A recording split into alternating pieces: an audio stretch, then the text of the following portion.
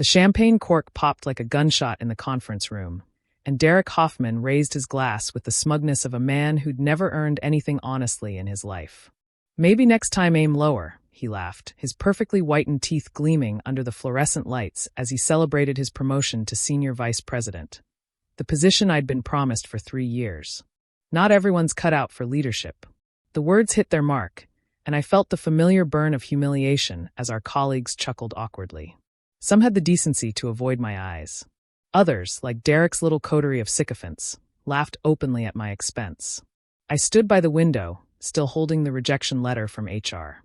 After careful consideration, we've decided to move forward with another candidate who better aligns with our corporate vision. Corporate vision. That was code for Derek plays golf with the board members. "Don't take it so hard, Julia," Derek continued, emboldened by the audience. "I'll need someone competent running the daily operations while I focus on the big picture. You're perfect for that kind of support role." Support role. I'd been supporting him for 2 years, ever since he'd been hired as a junior analyst in my department. I'd trained him, covered for his mistakes, and stupidly shared my strategies and insights, thinking I was being a good mentor. He'd used every bit of it to leapfrog over me. "Congratulations, Derek," I managed, my voice steady despite the rage simmering beneath. "I'm sure you'll do exactly what's expected of you." He missed the edge in my tone, too drunk on his victory to notice. "That's the spirit. See, everyone? Julia's a team player. That's why she's so good at what she does. Running your department while you take credit?" The words slipped out before I could stop them. The room went silent. Derek's smile faltered for just a moment before returning full force. "Someone's bitter. Maybe that attitude is why you didn't get promoted." The boardroom doors opened and the CEO walked in with someone else. James Morrison, our silver-haired chief executive, looked unusually subdued as he entered with a younger man in an expensive suit. "Sorry to interrupt the celebration," Morrison said, though he didn't sound sorry at all. "I need everyone's attention for an important announcement." Derek preened, probably expecting additional accolades. "Of course, James. We were just toasting to the future of the company." Morrison's jaw tightened almost imperceptibly. "Yes, well, about that future." He gestured to the man beside him. "Everyone, meet the new owner of our company."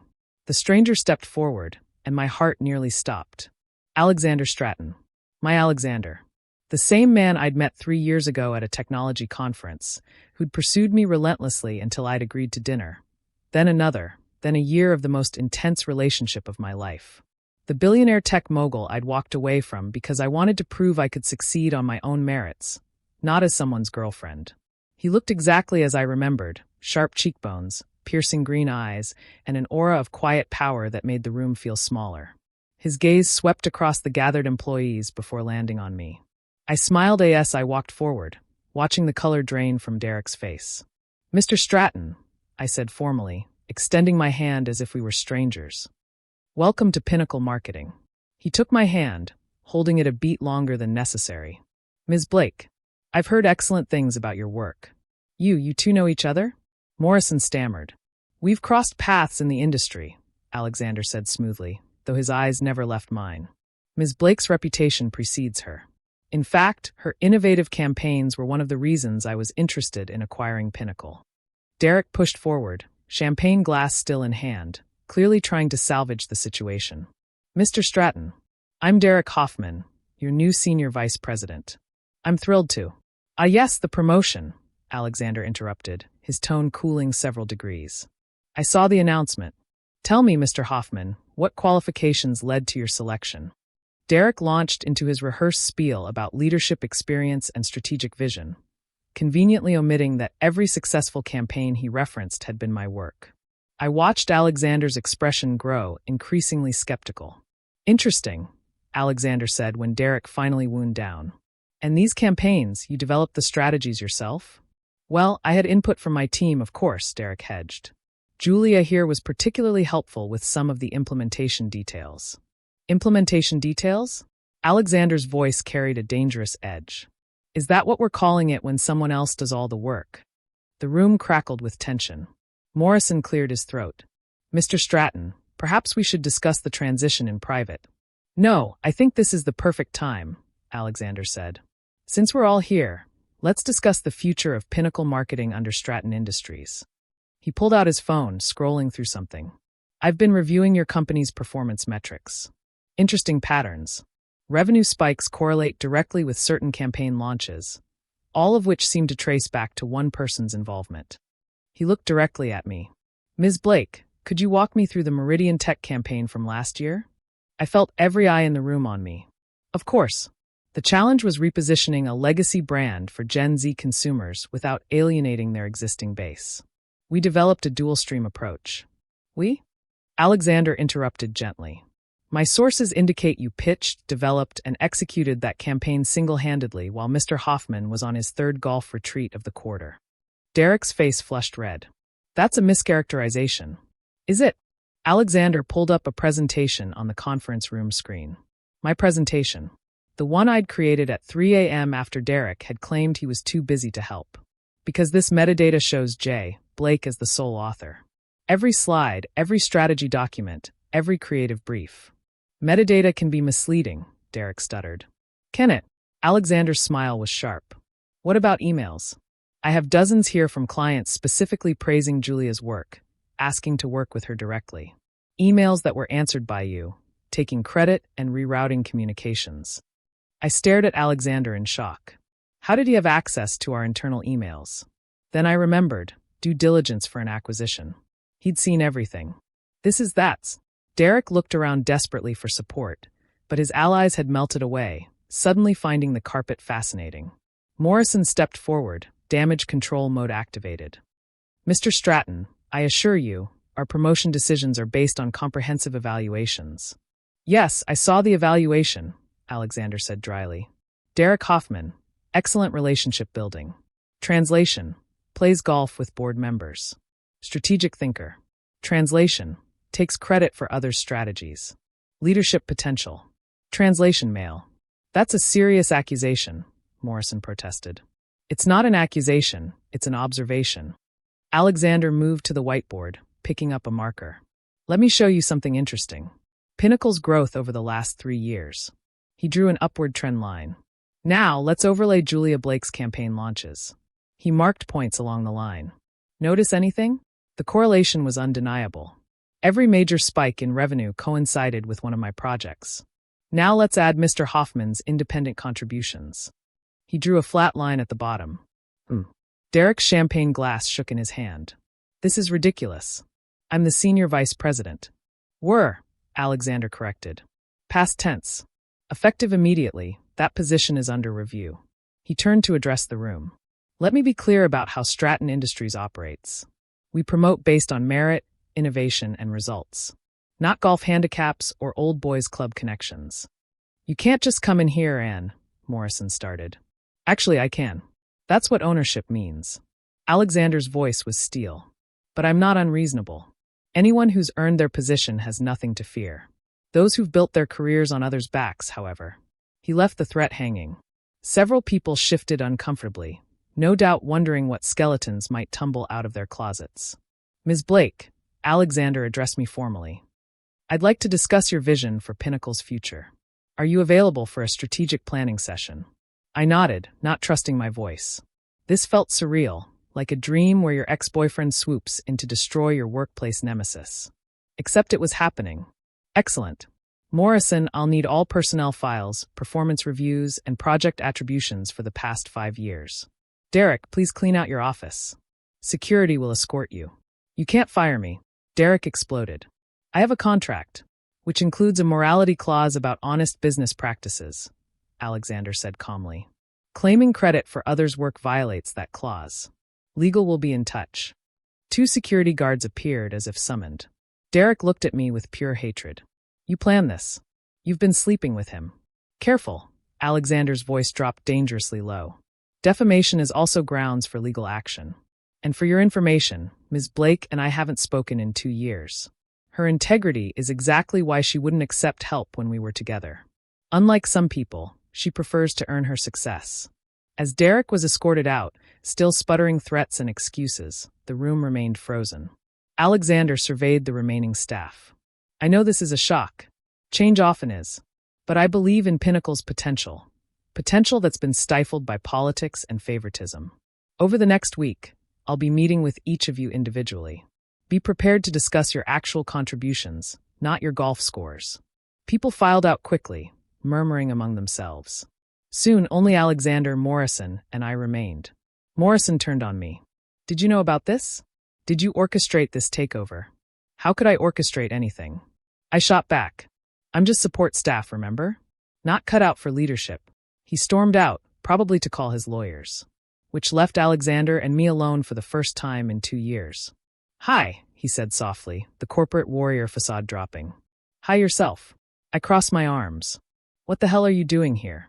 Building my portfolio. He smiled slightly. Pinnacle's been on my radar for months. Solid foundation, good client base, terrible management. Classic turnaround opportunity. And it's just a coincidence that I work here? His smile widened. I may have expedited the timeline when I saw your name being thrown around for that promotion. Then I dug deeper and found out what they were doing to you. 3 years of being overlooked, and exploited. I didn't ask for your help. I know. He stepped closer. That's why I made sure this acquisition made sense independently. Check the numbers yourself. Pinnacle's a good investment. The fact that I get to fire the assholes making your life hell is just a bonus. Alex, I struggled with the mix of gratitude and frustration. You can't just buy companies because someone was mean to me. I didn't.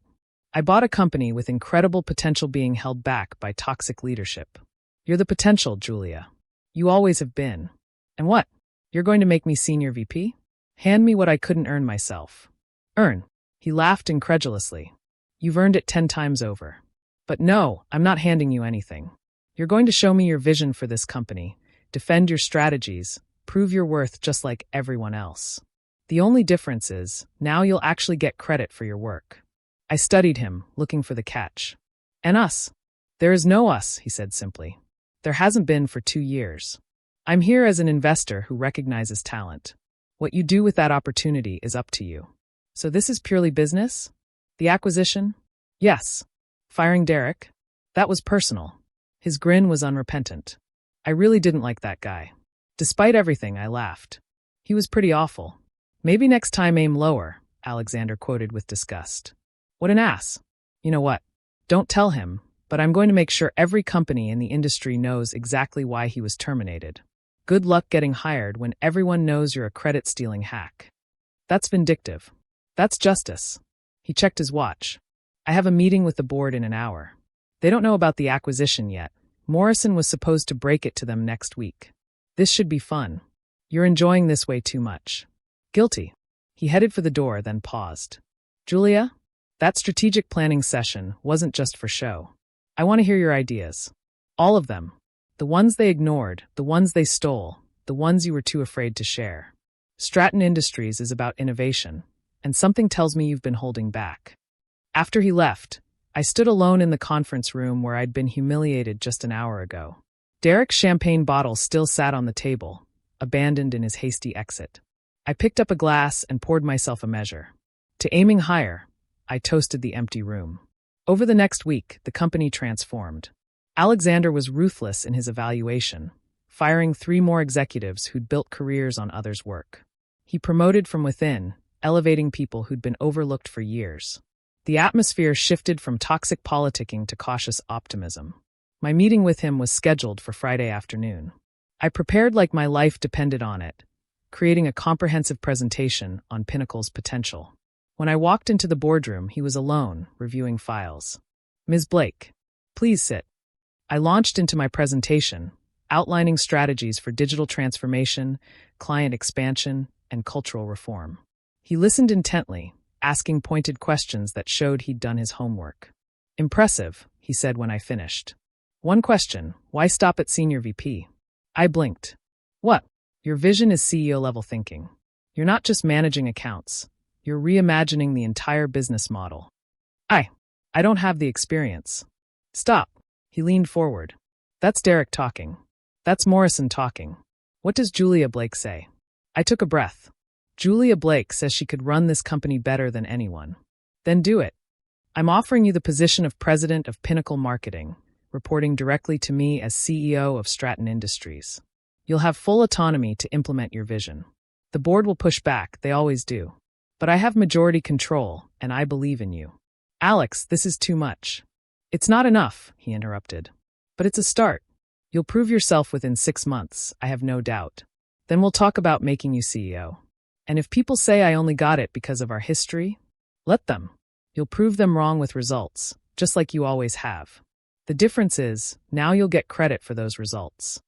I stared at the contract he pushed across the table.